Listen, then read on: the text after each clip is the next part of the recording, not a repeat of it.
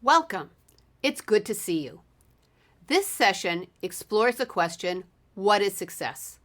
Throughout this session, you're going to have the opportunity to think carefully about what success means to you. I'm not here to tell you what your life should look like. You should decide that for yourself because this is your one and only precious life on earth. My job is to help you achieve the success that you desire and deserve, and I'll do that by sharing with you what researchers have learned about what predicts success in life. The lessons you learn in this course will be useful to you in at least 3 ways. And these are the areas that most people think about when they think about what makes for a successful life. This course will help you get better and more meaningful results at work, regardless of the type of work you do. It will help you achieve your career goals, whatever those goals may be. And it will help you enjoy a happy, healthy life with time and energy to spend with the people you love and the communities you care about. Let's talk about each of these in more detail, beginning with the importance of achieving results. When we take on a job, each of us has a responsibility to add value to our organizations, our colleagues, and to the people our organizations serve.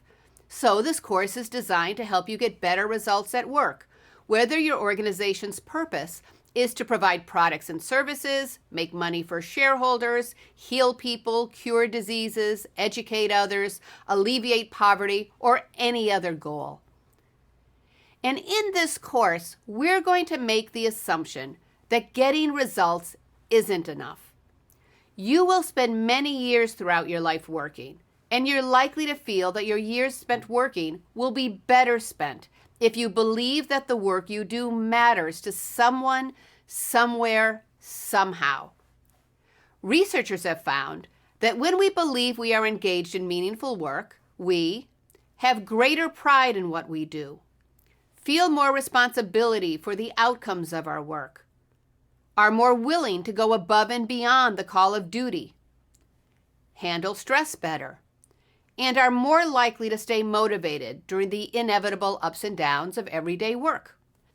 In a global study of 12,000 primarily white-collar workers in a variety of industries, researchers Tony Schwartz and Christine Porath found that the employees who felt their work was meaningful were more than 3 times more likely to stay with their organizations. They were also more engaged and more satisfied with their jobs. Unfortunately, the same study found that 50% of the employees surveyed did not find their work to be meaningful. In another study of over 70,000 employees in over 100 countries, researchers from the Gallup organization found that the employees who said they experienced their work as meaningful were more likely to feel engaged, enthusiastic, and committed to their jobs. The researchers also found that organizations with engaged employees experienced greater productivity, higher profitability, higher customer ratings, and lower turnover. Unfortunately, the Gallup researchers found that, on average, only 13% of employees across the 142 countries reported feeling engaged with their work. Although there was variation across countries, the highest percentage of engaged employees was still under 35%. Now that's a problem because employees who are disengaged from their work put minimal effort into their jobs, miss work more often, and are more willing to change jobs. Clearly, finding meaning at work matters. Now let's turn to career success. Different people have different ideas about what they want to achieve in their career. Some people want to climb the organizational ladder to the most senior levels of their organization or field. Others want to stay in the same job for many years and be respected for the expertise they bring to their job rather than taking on the obligations of senior levels of leadership. Some people want a career that feels like a calling and makes them feel like they're fulfilling their life's purpose through their work. Others want a career that gives them the energy, time, and flexibility to fulfill their purpose outside of work. And still others see success as having the choice to ramp up or ramp down their careers whenever they want to in order to be able to take care of other interests and commitments, such as traveling or taking care of a family at different times in their lives. Regardless of the type of career you desire, researchers define a career as a series of work experiences that evolve over the course of your life. They define career success as feeling positive overall, with both the career choices that you make and the outcomes of these choices. Researcher Ellen Kosick and her colleagues encourage us to create what they call a sustainable career. A sustainable career is one that fits with your values, provides enough financial security to take care of your economic needs, is flexible enough to evolve as your interest and life stages change. A sustainable career assumes that your personal life, your family, and community matter to you, and that you may be willing to make career decisions based on what's important to you in your personal life, your health, your family, your community, and you may be willing to adjust your career plans or your work schedule to support your spouse or partner's career plans. A sustainable career also helps you adapt to the demands and unpredictability of a complex and fast-changing environment in which opportunities come and go quickly. Jobs and professions can have a short shelf life due to technological advancements. Organizations transform themselves due to mergers and acquisitions, and the global political climate can change in the blink of an eye. Here's a video that will give you an idea of how quickly the world is changing around us. As you watch it, think about the implications these changes might have on your own career. There has never been a bigger force for change than technology. It changes absolutely everything about the way we live, the way we get around, the way we eat, even the way we talk to each other.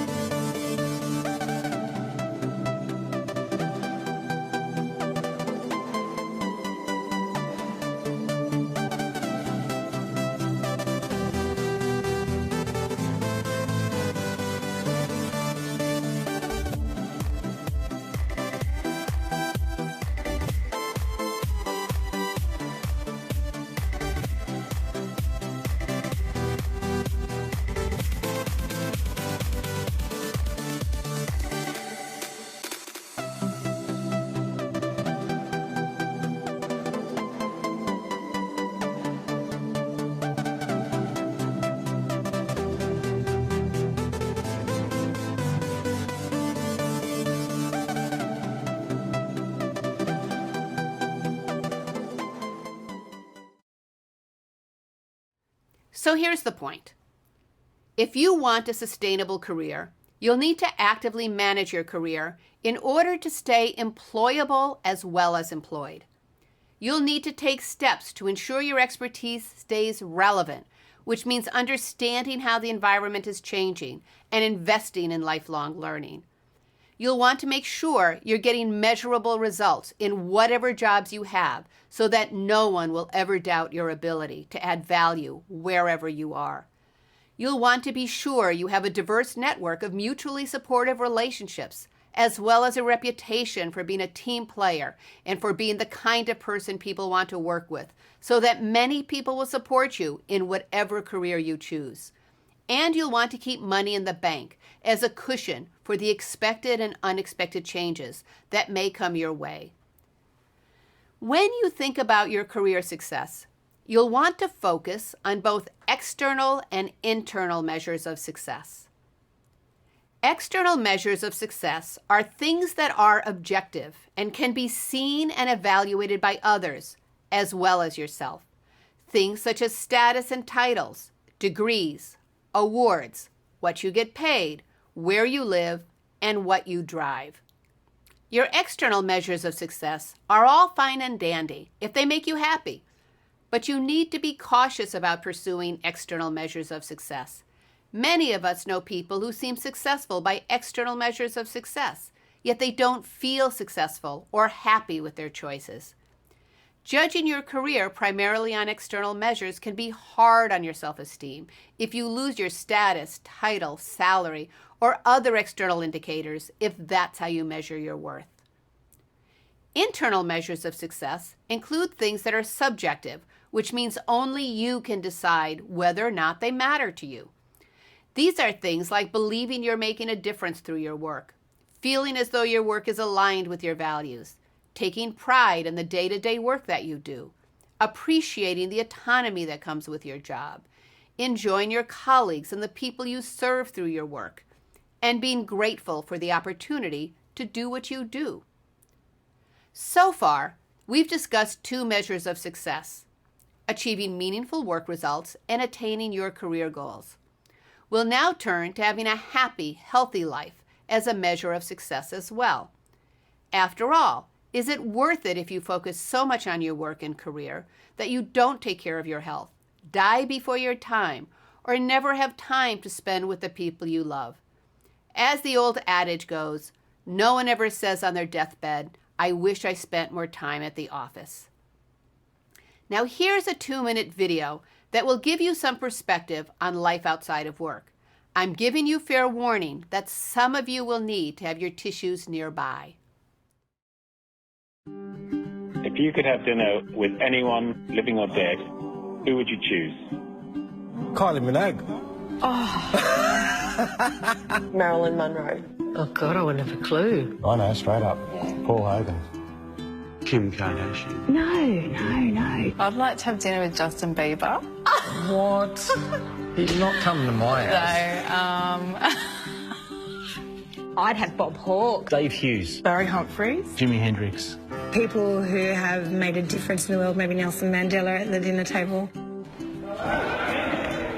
I don't know what he's going to say, I'm scared. If you could have dinner with anyone in the world, who would you choose? Probably our whole family, like a whole extended family. Mum and Dad. Mum and Dad. Does it have to be a celebrity? Could it be family? We love it. We talk about how school is. We asked Mum and Dad how their day was. Family. Yeah, Mum and Dad.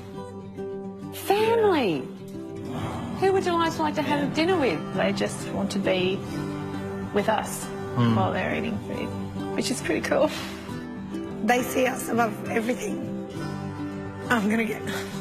Yeah. Yeah. Bit of a message in it for me. Yeah.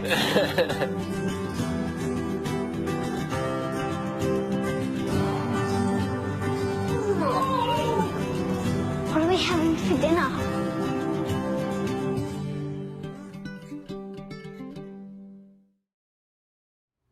Despite the importance of our lives outside of work, people often put their personal lives last, often risking their personal relationships as well as their health and happiness. But researchers have found that people who take time off from their jobs are more satisfied with their work. They prioritize their work better, and they also make better decisions because during mental downtime, our brains stay quietly busy, making sense of recently learned information, reinforcing learning, and providing us with the unexpected flashes of light, all of which can help us use better judgment. People who take time off from work also experience more positive emotions and less stress, and they tend to have lower rates of depression. Researchers have found that consistently working too much overtime and not taking vacation time puts you at greater risk for cardiovascular disease, which means heart attacks and strokes. The increased risk could be from the stress of the job, but it also could be that people who work too many hours may not take time to exercise or eat well. Or they may put off seeing the doctor when they notice a health problem if they're too busy working. Overworked employees can negatively affect the organization's health as well as their own health, because overwork can lead to higher absenteeism and turnover, increased safety violations, and more errors due to poor judgment. Overwork can also lead to decreased productivity, in part because working excessive hours makes it harder to prioritize and easier to waste time on details that don't matter to the bottom line. Sarah Green Carmichael, Senior Associate Editor at the Harvard Business Review, says it best. In sum, she says, the story of overwork is literally a story of diminishing returns. Keep overworking, and you'll work progressively more stupidly on tasks that are increasingly meaningless. Despite the personal and organizational advantages of taking a break from work, many people don't take time off. Although some people don't have the option to take time off. Even when people do have that option, many people don't take the time off that they're entitled to. Several studies have shown that the average employee in the United States takes only about half of their available days off. Many people who do take time away from their job work on vacation, check their emails, or are contacted by people about work-related issues. One study found that almost half of all working adults in the U.S. check their work emails every day when on vacation, and 10% check them every hour. Another study of 1,000 workers found that 50% checked their email while in bed and 38% checked it during dinner. One thing is certain. You're going to have to figure out how to set boundaries between your work life and home life, because the organization is unlikely to do it for you. Now just think about it. What happens when you do a really good job for the organization? They give you more work, and they may say they love you and can't live without you at work. But as seductive as it is to hear that people at work love you and can't live without you, it's wise to remember that they're using those terms loosely because you most certainly can be replaced at work, and real love is found at home. Now that we've discussed success in terms of getting meaningful results, having the kind of career you want, and taking care of yourself and the people you love, it makes sense for you to write down what your ideal successful life would be, because you can then use what you learn in this course to achieve those goals. The best way to do this is to imagine you're 96 years old and you've led a very good life.